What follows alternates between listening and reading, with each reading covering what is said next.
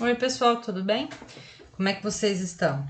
Hoje nós vamos dar prosseguimento na nossa disciplina de fisioterapia dermatofuncional e para isso a gente vai falar um pouquinho sobre a hanseníase. Por não ser uma patologia epitelial, ou seja, não é uma alteração da pele, a hanseníase vai ser abordada aqui porque os principais sinais e sintomas dessa doença são manifestados no tecido dermatoepitelial, tá bom? E aí, para isso, é mais importante que a gente fale aqui do que, por exemplo, na disciplina de fisioterapia neurológica. Pessoal, hanseníase é uma doença de caráter infeccioso, causado por uma micobactéria ou por uma bactéria chamada Mycobacterium leprae, ou pode ser conhecida também como bacilo de Hansen. É uma doença muito antiga, tá? Que já recebeu várias denominações, sendo uma delas o mal de Hansen. Ela ainda é um problema muito grave de saúde pública. Não necessariamente porque ela cause uma mortalidade muito grande, mas as alterações físicas, as sequelas físicas que ela deixa são muito graves e é difícil a sua diagnosticação porque ela é uma doença silenciosa. E que quando apresenta sinais e sintomas ou alterações, normalmente a pessoa afetada já apresenta sequelas irreversíveis, tá? Pode ser altamente incapacitante, ou seja, no Brasil ela é um grave problema de saúde pública e está alastrada em todos os estados, tá? Nós temos casos em São Paulo, Rio de Janeiro, região sul, centro-oeste, norte, nordeste, de todo o nosso país.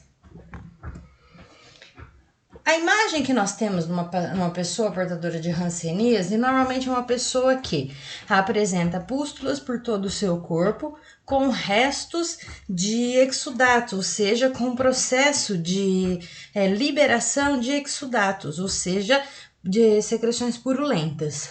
Essa não é a cara, como vocês estão vendo esse moço aí, não é a cara de uma pessoa portadora de hanseníase. Isso é uma pessoa coberta de barro. Os portadores de hanseníase normalmente não apresentam as alterações de secreções purulentas de início, tá? Muitos deles, normalmente, vão apresentar alterações de caráter neurológico inicialmente, deixando que as alterações morfofuncionais e essas sequelas, né, de odores e secreções purulentas se manifestem depois. Hanseníase é causada por um micro-organismo, ou seja, uma bactéria. Na verdade, um bacilo bacteriano. Essa é a primeira bactéria foi relacionada a uma doença humana. Depois dela, nós tivemos muitas outras. Existem relatos da presença de hanseníase desde primórdios da humanidade, até mesmo antes de Cristo, né? A gente sabe que na Bíblia, como por exemplo a história de Lázaro, retrata a história de um hansênico, portador de hanseníase, né? E até hoje essa doença está aí. Foi descoberta em 1874 por um médico norueguês, né, chamado eu não sei falar o nome dele, Armauer, sei lá, Hansen. E ele identificou que essa bactéria ela apresenta um tempo de incubação e de multiplicação desse bacilo, entre 10 e 16 dias. Depois de 7 dias, somente 1% parece permanecer viável no ambiente. Ou seja, se houver a dispersão desse bacilo numa mesa, numa cadeira, em 7 dias somente 1% parece sobreviver e mesmo assim com baixa taxa de transmissibilidade. Como é a transmissão da hanseníase? Normalmente ela acontece pela liberação desses bacilos via aérea, ou seja, é uma doença de caráter transmissível por gotículas. Para que você pegue essa doença, obviamente você tem que estar próximo à pessoa, manter um contato direto com ela, principalmente de fluidos e secreções. Não é transmissível pelo ar, não é uma doença de caráter aerossol, tá? E as micobactérias normalmente ficam alojadas nas regiões de vias aéreas superiores, né? Principalmente por alta afinidade na mucosa localizada ali. e é a principal fonte de transmissão. Compartilhar garfo, faca, copo, principalmente após aquele prato babado, tô brincando. Mas é uma fonte de alta transmissibilidade. Apresenta dois tipos de bacilos, os chamados bacilos típicos e os bacilos granulosos. 10% da população que entra em contato com indivíduos, multibacilares, sem tratamento, podem desenvolver a doença. Por isso, ela é considerada de baixa patogenidade. Tá? Somente as formas chamadas multibacilares, ou seja, que contém tanto bacilos granulosos quanto os tipos, é que são típicos, a doença contagiosa. Ela é transmitida principalmente pelo convívio, obviamente, com o doente e que não recebeu o tratamento adequado. O Mycobacterium leprae ele se reproduz em média a cada 10 a 16 dias por divisão binária simples, ou seja, por mitose. Esse fato não é mitose propriamente dita, é uma divisão binária. Ele simplesmente se subdivide em duas partes, cada bacilo, e cada bacilo contém a mesma quantidade de estrutura internamente. Esse fato ele fica associado a várias características imunológicas da pessoa, que confere um longo tempo de incubação dessa doença. Ela pode ser até 2 a 5 anos. Isso é muito variável, viu, gente? Existem pessoas que conviveram com outros que apresentam a hanseníase e começaram a demonstrar os sinais e sintomas após 10, 12 anos, né? Mesmo que o doente tenha vindo a falecer.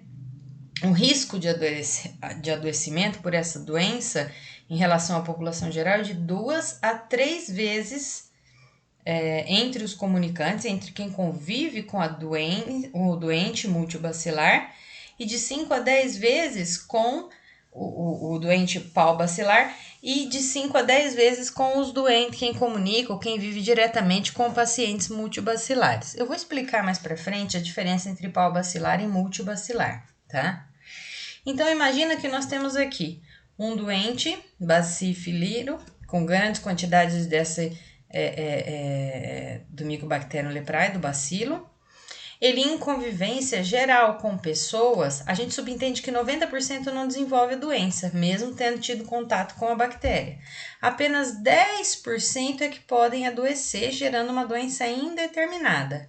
Ela pode evoluir para a forma tuberculoide, dimorfa, vichorviana e até evolução para uma cura espontânea, que nosso próprio sistema imunológico reagiria para com essa doença. Ela é muito perigosa para quem apresenta alterações de baixa imunitária, né? Portadores de HIV, pessoas que fazem uso de medicações específicas para diminuição do sistema imunitário. Então, isso é que pode ocasionar a alta transmissibilidade. A diferença entre paubacilar e multibacilar se dá em o I e o T da doença, na maioria dos doentes, né?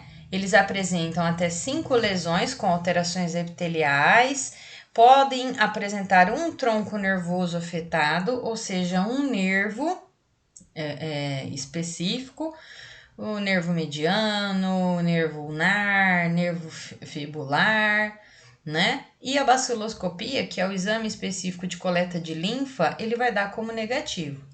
Já a multibacilar, ele apresenta mais de 5 lesões, né? Não necessariamente na pele, pode ter alterações epiteliais, alterações sensitivas e motoras.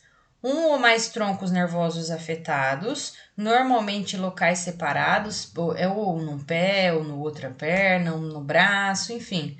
A baciloscopia é positiva, mesmo que quando apresentar menos de 5 lesões.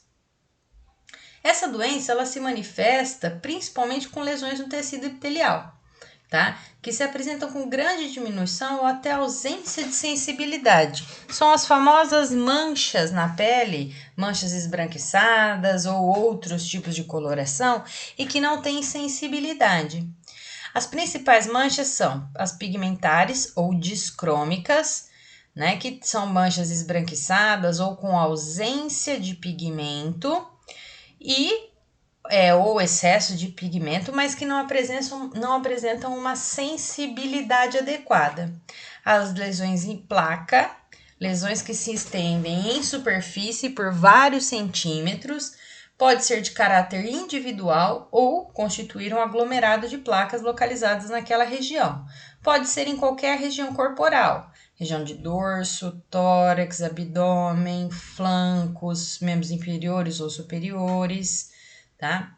As lesões de caráter infiltrado, elas têm um aumento da sua espessura e consistência da pele, praticamente como se fossem lesões em alto relevo, com menor evidência dos sulcos. Então, você não vai observar bordas localizadas ali, não tem um limite preciso. Pode vir acompanhada ou não de eritema, que é aquela vermelhidão, né? Quando comprimidas, apresenta esse aspecto de vitropressão, como se tivessem pequenos granulomas embaixo. Apresentam como uma cor de café com leite, né? Aquele bege de caráter um pouco mais escuro. E é uma presença de infiltrado celular na região da derme, da camada intermediária. Às vezes pode ter edema e até vasodilatação localizado ali.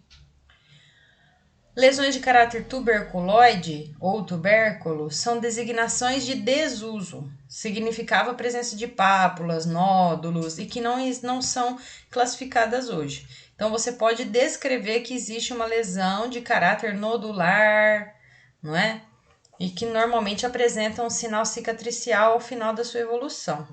Então, essa lesão nodular é uma lesão sólida, não é circunscrita, normalmente elevada ou não, de 1 a 3 centímetros de tamanho. Ela lembra muito a presença de pequenas verrugas, mas diferente daquelas que nós falamos que aparentam nos obesos, por exemplo, tá bom?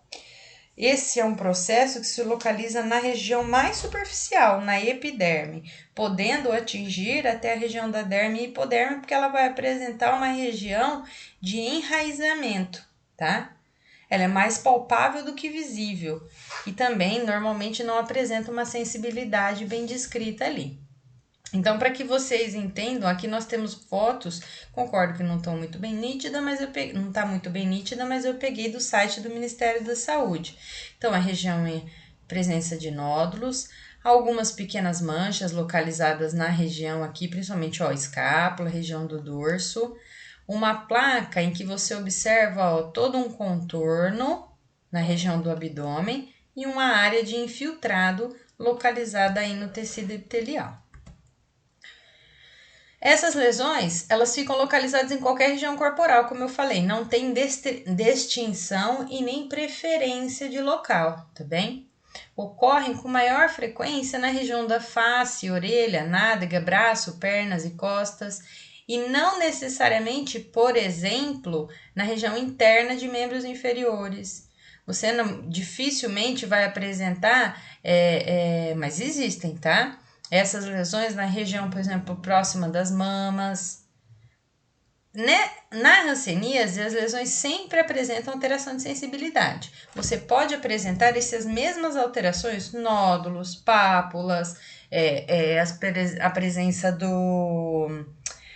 da placa do infiltrado, porém, se não houver alteração sensitiva, ou seja, diminuição da capacidade sensitiva, pode estar associada a outra alteração, tá? A outras patologias ou doenças, mas especificamente na hanseníase sempre tem alteração sensitiva com hipoestesia ou até anestesia, tá bem? Nessas diminuições, pode também haver um aumento da sensibilidade por alguns momentos ou próximo das bordas, então é muito sensível ao redor da lesão, porém internamente dela a sensibilidade está diminuída. Existe uma classificação, que é a classificação de Madrid, que ela é baseada em aspectos clínicos dessa doença. Ela é subdividida na forma indeterminada, tuberculoide, dimorfa, ou chamada borderline, e a forma virchoviana. Observe que a forma indeterminada não tem um aspecto único, tá? Então, existem as manchas, que essa é a mais conhecida, a mancha esbranquiçada, que não tem sensibilidade localizada, mas ela não tem bordas aí. A forma tuberculoide, ela já é uma característica um pouco mais parecida, por exemplo, com a grande quantidade ou grande presença dos infiltrados. A forma dimorfa ou de borderline também apresenta infiltrados, porém esses infiltrados estão associados a um processo inflamatório, muitas vezes, tá? Com grande concentração ou quantidade de vasos sanguíneos localizados aí. Já a forma virchoviana, nós temos a pequena formação de pápulas cobrindo o corpo como um todo. Para fazer essa classificação operacional, em que você vai ter o pau bacilar ou multibacilar, a contagem de lesões, você pode ou não ter essas lesões tipo 5 de cada, 3 de cada, porém você pode apresentar todas essas misturadas. Então, você pode ter as placas dimorfas associadas a esse formato virchoviano, por exemplo. Tá bem? Os principais sinais e sintomas são dados de caráter dermatológico e neurológico, mas existem manifestações sistêmicas também.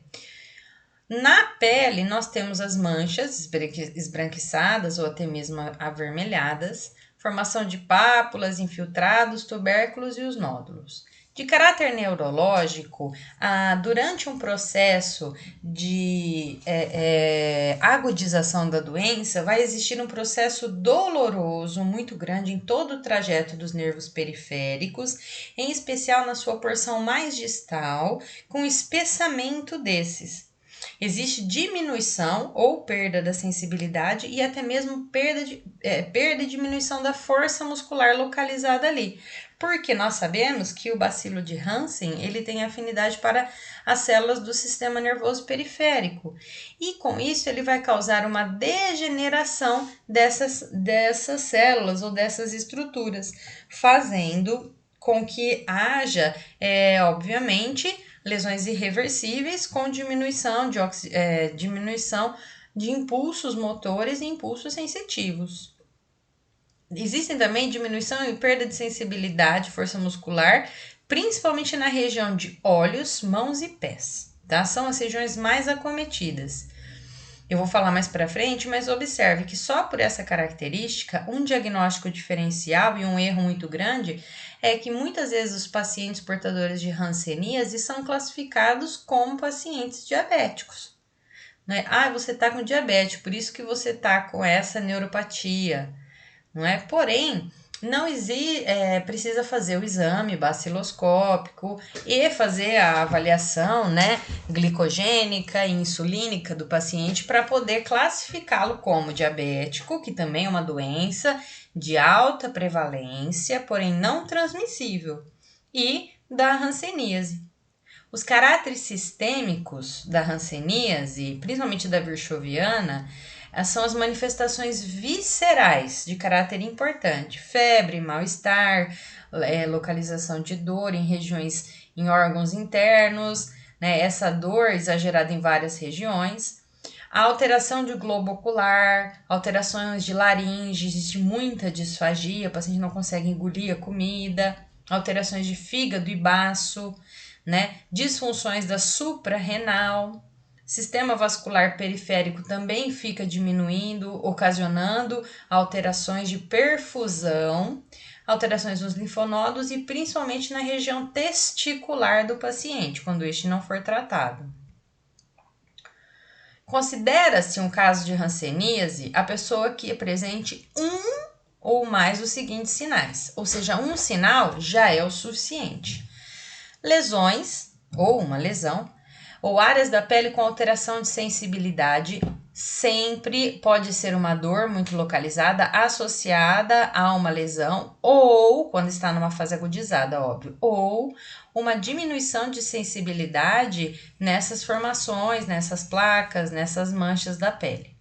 Acometimento de nervos periféricos, com ou sem espessamento associado, porque o espessamento do nervo ele vai aumentar o seu tamanho quando o paciente estiver em uma fase aguda, né? Em fases mais crônicas ou sem o processo de agudização localizado ali, que é um processo em que todas as alterações vão estar exacerbadas, não vai apresentar o espessamento, tá? Alterações sensitivas, motoras ou autonômicas, disfunções daqueles órgãos, como eu falei, não é? E a baciloscopia for positiva, pode não ter sinal nenhum, nem mancha na pele, mas colheu a baciloscopia, se ela dá positivo, o paciente é considerado como rancênico e, consequentemente, será submetido ao tratamento. O diagnóstico, ele é essencialmente clínico, porque a gente observou que existe uma fase ou um processo, né, do pau bacilar, em que a baciloscopia, ela se dá negativa, tá? Então, existe a necessidade de um exame físico dermatológico completo. Então, a suspeita, né, desses casos, o diagnóstico pode ser realizado por qualquer profissional, mas é o médico que assina e caracteriza esse diagnóstico como hanseníase. Nós podemos fazer a descrição e o encaminhamento seguindo, olha, o paciente apresenta quadro de neurite associado a alterações sensitivas, motoras, você vai fazer toda uma descrição cinesiológica funcional do que esse paciente está apresentando ou quais as suas deficiências e encaminhar para um dermatologista fazer essa avaliação. Então, pessoal, as doenças dermatológicas com hanseníase indeterminada, pitiríase versicolor, eczemática ou pitiríase alba, manchas café com leite, hipocromias residuais, a presença de vitiligo associada e a esclerodermia em placas. Pessoal, aqui nós temos uma foto da esclerodermia aqui, ó, em placas, para vocês conseguirem observar. Normalmente, todas essas alterações e lesões apresentam a sensibilidade diminuída. Essas outras, com exceção da mancha café com leite e do vitiligo, não são tão comuns. Mas esses pacientes portadores de hanseníase apresentam muito essas outras manchas, sempre com diminuição da sensibilidade. As alterações neurológicas que estão associadas ou que podem ser diagnosticadas quando o paciente não apresenta hanseníase, que pode estar associada a isso, é a presença de síndrome do túnel do carpo, que é a compressão do nervo mediano, neuralgia parestésica, um processo inflamatório do tecido neural ou tecidos que circundam esse nervo e que podem apresentar diminuição sensitiva e até motora, as neuropatias alcoólicas e diabéticas, porém ambas estão associadas dentro de uma história ou de exames específicos que esse paciente apresenta alterações, né? Neuropatia alcoólica por grande acometimento do fígado e a diabética por alterações no pâncreas. E até as lesões por esforço repetitivo, LER, doenças ocupacionais relacionadas ao trabalho, também podem ocasionar grande deficiência sensitiva localizada aí, tá? As lesões oculares na hanseníase, elas são muito predominantes, tá? E o paciente normalmente associa isso à alteração do campo visual. Ah, minha visão tá piorando, eu preciso mudar meu óculos, tá? Mas as principais queixas são o ressecamento do globo ocular. Ah, eu abro e fecho meu olho, ele tá raspando.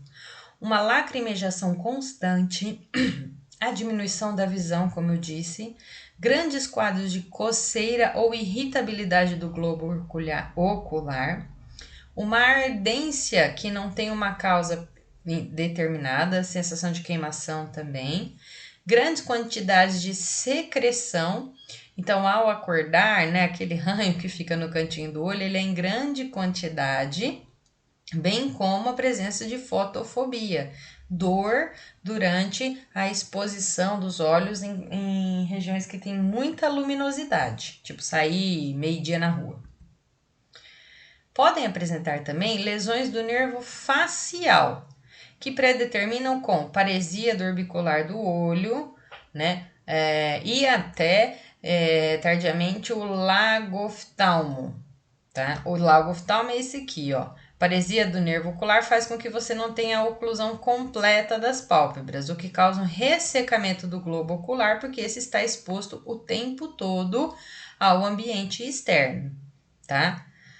O tratamento é a utilização de exercícios, os mesmos que nós fazemos para a reabilitação de paralisia facial, a utilização de proteção diurna e noturna. Normalmente, se não há o fechamento ou oclusão, pede-se para utilizar-se um tampão umedecido com soro fisiológico e lubrificação, que pode ser especificamente feita com soro fisiológico ou em quadros que apresentem-se glaucoma associado a outras patologias globoculares, colírios específicos para isso.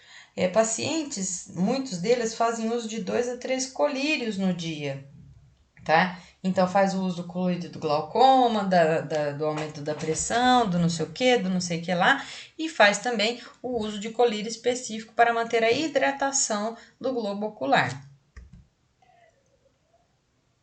Pode apresentar alterações do nervo trigêmeo. E no nervo trigêmeo, especificamente, inicia-se com as alterações de caráter sensitivo. Existe uma diminuição significativa da sensibilidade na região da córnea e, tardiamente, a ausência da mesma. Não tem sensibilidade nenhuma na região do olho, levando a várias consequências, como, por exemplo, ao entrar um objeto, uma poeira, esse objeto vai ficar instalado ali, gerando um processo de inflamação, infecção e destruição do tecido do globo ocular. Obviamente, proteção desse olho é diurna e noturna, lubrificação constante e existe a necessidade de uma avaliação e tratamento oftalmológico, médico específico, tá? Pode haver aqui também a lesão futuramente do nervo oftalmológico, né? Do nervo óptico, não é? E aí existe a degradação e diminuição do processo de visão. Além da sensibilidade, perde-se também a capacidade visual. As lesões nasais são muito proeminentes, as pessoas apresentam muito ressecamento, grandes quantidades de crostas aderidas principalmente internamente e presença de sangramento nasal, porque você consegue sentir uma pressão, a palpação você sente a presença de crostas, mas ao retirar essas crostas, enfiar o dedo no nariz e arrancar, existe uma lesão de toda a mucosa nasal e com isso uma grande quantidade de epistaxe, que é o sangramento nasal, tá? Para isso recomenda-se a utilização de hidratação com soro fisiológico, internamente e externamente, bem como a utilização e lubrificação interna de toda a região nasal com óleo mineral. Nos membros superiores, as principais queixas são ressecamento, principalmente nas regiões mais distais, como vocês conseguem observar, ó, aqui em toda a mão, não é? Ponta dos dedos. Parestesia, que é a perda da sensibilidade e perda de força, principalmente força de preensão, pegar objetos. A dor no punho e sensação de compressão, de pressão ali, é muito grande. Existe dor no cotovelo que muitas vezes é mal diagnosticada como epicondilite lateral ou medial. Presença de edema súbito, principalmente na região da mão. E, obviamente, se você não tem sensibilidade, está com tudo isso, dificuldade grande para executar suas atividades de vida diária. Principalmente as atividades básicas, como a autolimpeza, né? A higiene pessoal e a sua alimentação. O tratamento da hanseníase, ele é realizado com a utilização de poliquimioterapia padrão, chamado de PQT, tá? PQT é poliquimioterapia padrão. PTQ, quando você troca esse T, é prótese total de quadril. Não confundam, viu? Se de repente chegar lá um paciente sob PTQ, você sabe que você tem uma prótese total de quadril e não um paciente hansênico. Cuidado. E ela é preconizada e distribuída pelo Ministério da Saúde, tá? Normalmente quem faz esse tipo de avaliação, coleta e tratamento e a distribuição do poliquimioterápico é a Secretaria de Saúde, normalmente da cidade, via Secretaria Estadual e via MS. Os medicamentos eles são solicitados mensalmente por uma unidade específica de saúde, através de planilhas após a notificação de que o paciente apresenta essa doença. Sim, a hanseníase é uma doença de notificação compulsória, tá? Depois eu vou pedir para vocês pesquisarem quais são as principais doenças de notificação compulsória. A hanseníase, a poliomielite, né, malária, existem várias outras. Hoje, por exemplo, nós temos o corona ou a Covid-19, que ela é caracterizada como uma doença de notificação, né, e atualmente está sendo como compulsória. Depois vocês pesquisem para saber o que é uma doença de notificação compulsória. Então, existem diferentes tipos de poliquimioterápico, tanto para a doença pau-bacilar, que utiliza-se a dapsona e rifampicina, e para a forma multibacilar, que é ofertada a dapsona, rifampicina, e clofazimina. Esses dapsona, esses nomes diferentes que eu tive dificuldade para falar, é o nome do quimioterápico, tá? Por que poli? Porque é mais de um, tá? A maioria não é um quimioterápico específico, são poliquimioterápicos embasados em utilização de antibióticos, tá? A apresentação, ela é confeccionada em formato de blister, que eu vou mostrar mais para frente para vocês. Existe uma dose, uma superdose, que ela é dada em forma supervisionada pelo profissional de saúde. Você vai entregar para o paciente, observar ele tomar na sua frente e engolir de 28 em 28 dias, tá? Quase como um ciclo menstrual. E as regiões inferiores são dadas para que seja administrado diariamente. Então, todo dia ele tem que tomar uma, mas existe uma dose altíssima que é dada em frente ao profissional de saúde, tá? Essa é a cartela do pau-bacilar, em que você tem, ó, aqui a dapsona de 100 miligramas, a rifampicina dos dois lados, que essa é a dose supervisionada, e as doses auto-administradas, que a pessoa vai tomar em casa, que é a dapsona.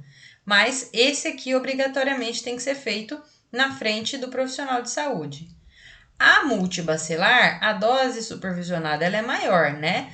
Tem a clofazimina, a rifampicina e a dapsona, eu falo errado toda vez, perdão.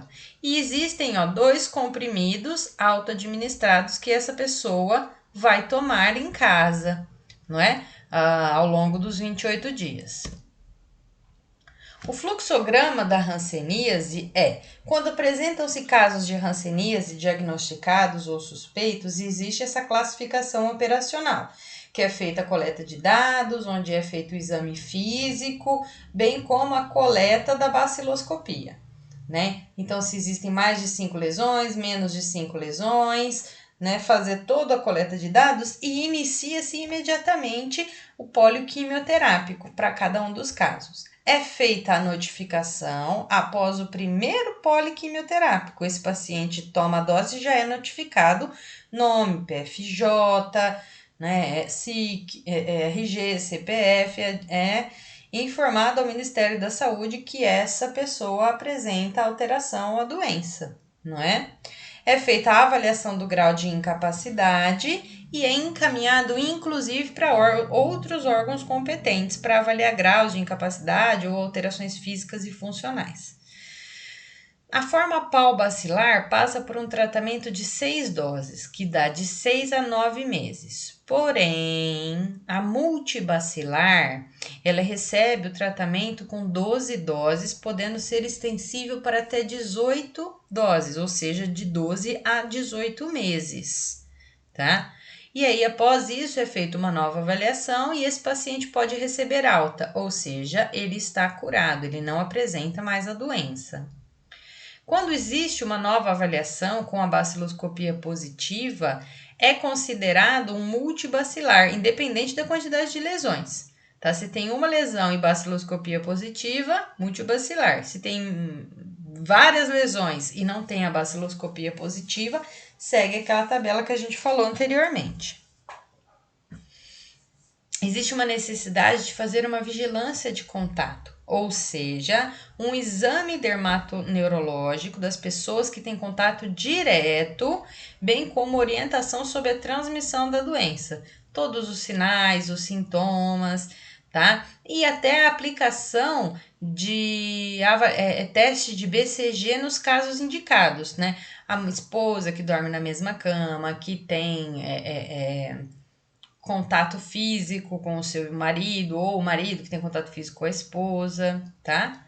Se essas pessoas que convivem com o doente não apresentam lesões rancêmicas, né? E avaliação de cicatrizes por BCG, sem cicatriz, a gente prescreve uma dose, com cicatriz, prescrever uma dose, com duas, não prescrever nenhuma dose. A gente não, o médico, né? Pessoas que apresentam a hanseníase iniciam o tratamento imediato e lesões suspeitas de hanseníase, avaliação do médico da estratégia de saúde da família ou até o especialista. O que devemos considerar? Todos os contatos intradomiciliares devem ser avaliados. Por que todos os contatos? A avaliação, você vai fazer a avaliação do tecido epitelial. Observar se há presença de manchas, alterações sensitivas, se há, por exemplo, presença de pústulas, não é? Todas as alterações e deficiência sensitiva e padrões motores sem uma explicação. Dedos em garra, né? Aumento ou desabamento do arco plantar, diminuição do grau de oponência do polegar. Os contatos sociais, eles são avaliados quando houver convívio próximo e prolongado. Eu encontrei um amigo no banco. A probabilidade é mínima. Eu moro com a minha esposa, né? Então existe troca de fluidos, beija na boca, ou come na mesma colher, dá uma bebidinha no copo, não é? Você toma um gole do copo de coca de alguém, por exemplo. Esses casos são montadas estratégias para que a gente não vincule a doença àquele indivíduo, para evitar discriminação e penalidades intradomiciliares, né? Existem algumas pessoas que são bem orientadas, porém outras não necessariamente. Então existe uma necessidade de fazer uma avaliação de todo o grupo, mas com certo cuidado para fazer essa explicação.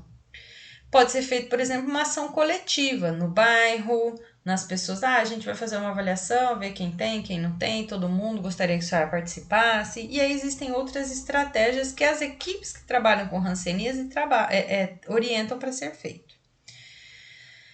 A coleta de dados é fundamental para que sejam identificadas várias questões, tá? Em especial, se alguém da família tratou ou trata de hanseníase, né? Alguém da sua família tinha esse problema de pele? É minha avó, minha mãe, minha tia, minha mãe, minha avó, minha tia, meu marido, tinha essas placas, essas manchas que vinha e sumia de vez em quando, aparecia, doía, ficava sem sensibilidade, né? Na pele do paciente, se tem alterações, se já teve presença de placas, infiltrações, tubérculos, nódulos, questioná-los. Já teve algum problema na pele, alguma mancha, alguma lesãozinha, alguma coisinha que apareceu? Porque você pode, inclusive, fazer diagnóstico de outras alterações. Em processos de agudização, essas manchas elas se proliferam e aparecem em várias áreas do corpo. Porém, quando não está nesse processo de agudização, não vai existir tanto aparecimento. Eu tinha uma mancha, eu tinha um grosseiro, né? Muito utilizado esse linguajar. Eu tinha um grosseiro que crescia aqui no meu braço, tórax, abdômen, quando eu fico nervosa, quando eu faço isso, quando eu faço aquilo, mas dali um pouco ele some, né? Então não existe um grosseiro, existe um infiltrado que aparece durante um processo de agudização, associado muitas vezes a alterações sensitivas. Eu tinha esse grosseiro e logo me descia uma dor nas pernas, né? Associado aí, e que é interessante investigar. Uma doença que também pode ser subdiagnosticada, ou um diagnóstico que as pessoas fazem de forma errada, é que na hanseníase as lesões não são purulentas. Então você não tem bolinhas cheias de pus, tá? Então, se não existe pústulas purulentas e alteração sensitiva, alteração em hiperalgesia, dor localizada associada a pústulas purulentas é característica da herpes zoster, tá? E aí a gente entra com o processo de avaliação dermatológica. Essa avaliação serve para identificar as principais lesões na pele, tá? Aqui são características da hanseníase, com pesquisa de sensibilidade e até padrão motor. Alteração de sensibilidade nas lesões da epiderme e da pele é uma característica muito típica da hanseníase, diferente de outras doenças, tá? Na herpes, você não tem diminuição de sensibilidade, por exemplo, tá? Mas você tem... e as feridas são pústulas purulentas. Na neuropatia diabética, você tem grandes diminuições de sensibilidade, normalmente de toda a região, sem presença de manchas localizadas. É feita uma inspeção corporal geral. Então, você vai observar o seu paciente com a menor quantidade de roupa possível. Muitas vezes pede-se para que retire, inclusive, a roupa íntima, para observar a região de nádegas, próxima à região das virilhas, para ver se apresenta ou não manchas localizadas ali, tá? Então, vai observar toda a estrutura corporal do paciente. Se for obeso, tiver presença de dobras na pele, devem ser separadas essas dobras para observar a região. São realizadas pesquisas de sensibilidade, né, tátil, térmica, dolorosa e de pressão sobre essa região, para complementar essa avaliação física. O exame dermatológico, ele é composto de alguns fatores, tá? Toda a superfície, obviamente, vai ser examinada e com utilização de iluminação adequada, o ambiente bem iluminado e, se necessário for, utilização de lanternas e lâmpadas auxiliares, tá? E isso independe da queixa da pessoa. Ela é uma avaliação de caráter objetivo, em que você, ao descobrir ou ao ver lesões localizadas na pele ou em áreas suspeitas, vai realizar o teste de sensibilidade. Tá aí, pessoal, alguns instrumentos que são utilizados para fazer o teste de sensibilidade, preconizados pelo Ministério da Saúde. Faz-se o teste de sensibilidade térmica, em que você vai utilizar um ou mais tubos de ensaio ou uma ou mais superfícies que apresentam-se mornas, eu falei morna, não pegando fogo, tá? E frias, não falei completamente geladas, tá? Você vai fazer a sensibilidade dolorosa, em que você, com uma pinça e um alfinete, vai encostar a cabeça do alfinete, tá? E questionar o paciente sobre sensibilidade, bem como se dói mais ou dói menos, com a utilização da ponta desse alfinete para avaliar a sensibilidade dolorosa naquela região específica. A sensibilidade tátil, aonde você vai esfregar a ponta de um algodão ou de um filete específico para fazer a avaliação. A avaliação sensitiva do toque tátil, ela é feita com utilização de filetes com diminuições das suas espessuras. Isso nós não temos à mão o tempo todo, mas para fazer uma avaliação com deficiência sensitiva, você pode utilizar as texturas, ou seja, a textura de um algodão, tá? Se existir queixa ou alteração de sensibilidade, bem como da força muscular de olhos, membros superiores, mão, pés, tornozelos, estes deverão ser examinados de forma física e funcional, tá bom?